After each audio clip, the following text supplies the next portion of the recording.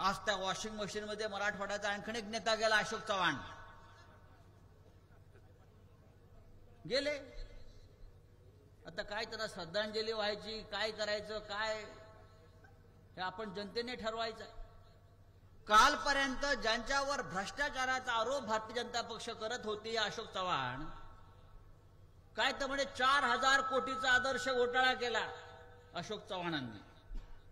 देवेंद्र फडणवीस काय म्हणायचे अशोक चव्हाण विषयी माहिती आहे का? तो टरबूज वेगळा. अशोक चव्हाण हा लीडर नसून डीलर आहे, डीलर. हे देवेंद्र फडणवीस म्हणत होते. आता त्या डीलरला मांडीवर घेऊन हे काय करणार आहे? असे 40 गद्दार शिवसेनेतले, 40 गद्दार राष्ट्रवादी काँग्रेसमधले घेऊन हे राज्य करतायत. किती जातील सोडून?